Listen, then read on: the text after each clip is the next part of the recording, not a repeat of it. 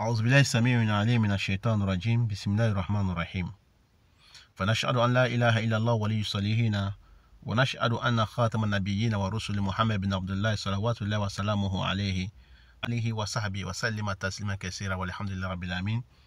Chers frères et sœurs en islam, nous vous saluons avec meilleure des salutations. Assalamu alaikum wa rahmatullahi wa barakatuh.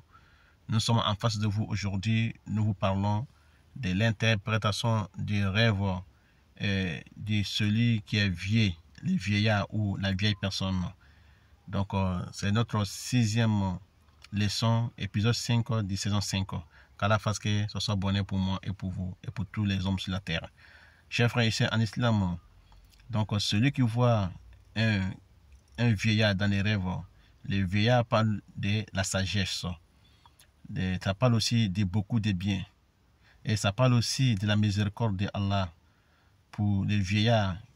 Quand tu vois un vieillard en face de toi, ça veut dire que ça parle de la sagesse. Tu seras sage. Tu vas avoir beaucoup de bien et tu auras la miséricorde d'Allah subhanahu wa ta'ala. Et ça peut nous parler aussi de la retraite pour celui qui est jeune et qu'il voit le vieillard dans les rêves et que la personne, ça parle de sa retraite dans le futur. Et chers frères et sœurs en islam, et celui qui voit qu'il est jeune ou bien qui est adolescent ou que tu vois que tu es devenu vieux dans les rêves, ça parle de ta grade et ça parle de ta puissance en face d'un ennemi ou ta grade dans un travail ou bien ta chance dans un concours ou dans un examen.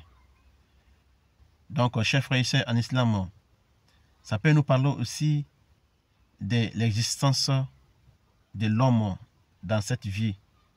Et ça peut nous parler aussi de la fermeté de l'homme dans son travail. Ou bien la fermeté dans tout ce que l'homme entreprend dans ce monde d'ici-bas, comme un travail, dans un examen ou dans un concours. Ça parle de son courage et de sa fermeté. Et ça parle aussi de sa gloire dans un travail. Chers frères et sœurs en islam. Voilà, c'était l'interprétation des rêves du vieillard. Qu'Allah fasse que ce soit bonheur pour moi et pour vous dans ce monde ici-bas et au-delà.